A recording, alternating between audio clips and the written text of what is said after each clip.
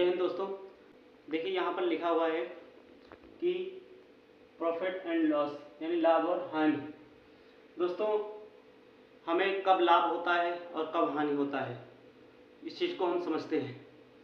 देखिए दोस्तों, जब हम किसी वस्तु को खरीदते हैं और ख़रीदने के बाद उस वस्तु को बेच देते हैं, अब हम जिस वस्तु को खरीदे थे जिस मूल्य पर, उससे ज़्यादा मूल्य पर अगर हम बेच रहे हैं तो वहाँ पर हमें लाभ होगा। और यदि हम किसी वस्तु को जिस मूल्य पे खरीदते हैं और उस मूल्य से कम मूल्य पर हम बेच रहे हैं तो वहाँ पर हानि होगा।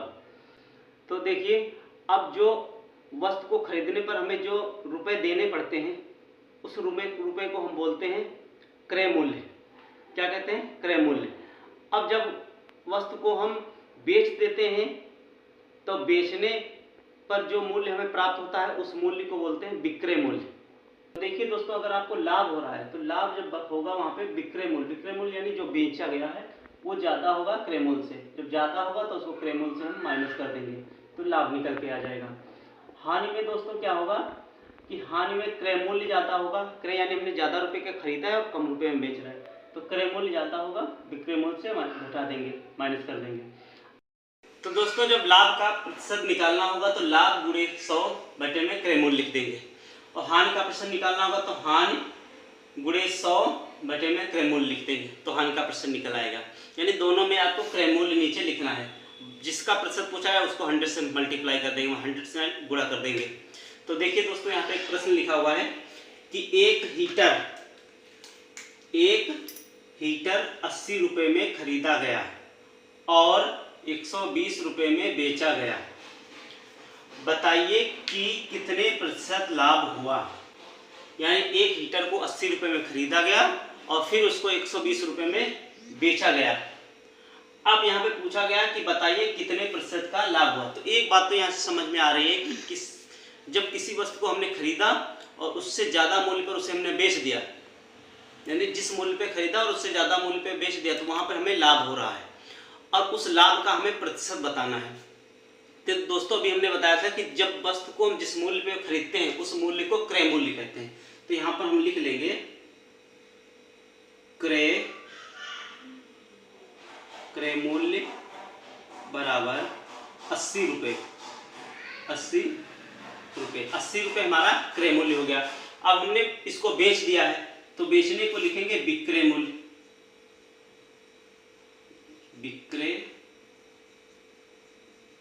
विक्रय मूल्य हमारा 120 रुपये हो गया।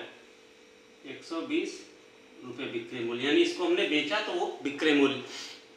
अब क्रय मूल्य से विक्रय मूल्य ज्यादा है। जब क्रय मूल्य से विक्रय मूल्य ज्यादा होता है तो हम लाभ निकालते हैं। तो लाभ निकालने के लिए फार्मूला लगाएंगे,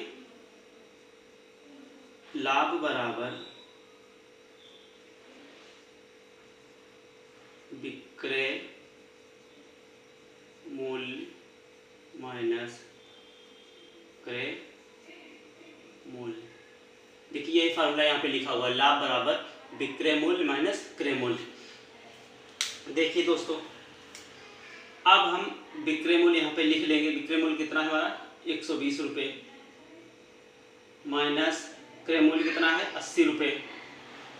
80 रुपये लिख लेंगे, इसको माइनस कर देंगे तो ये माइनस करेंगे 120 से 80 को, आ जाएगा 40 रुपये। ये हमें लाभ हो रहा है। ये लाभ हुआ हमारा 40 रुपये का। ये हमारा लाभ निकल के आ गया। दोस्तों, लाभ हमारा 40 रुपये का हो रहा है, लेकिन प्रश्न में हमसे कहा गया कि लाभ बताइए कितने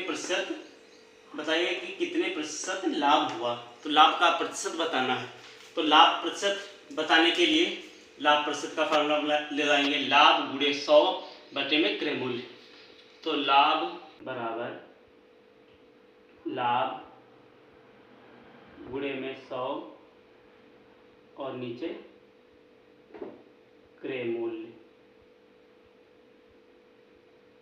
तो देखिए दोस्तों, यहाँ पर हम लिखेंगे हमारा लाभ कितने का हो रहा था। लाभ 40 रुपये का हो रहा था, तो 40 गुणे में 100 और क्रय मूल्य कितना है? क्रय मूल्य हमारा है 80 रुपये। ये 80 रुपये लिख देंगे।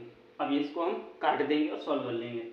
0 से 0 काट दिए तो 4 एकम 4, 4 दूनी 8, अब 2 यहाँ पे बच गया, यहाँ पे 100 है तो 2 को 100 से काट देंगे, 2 एकम 2, 2 पंचे 10, ये 0 लगेगी 50।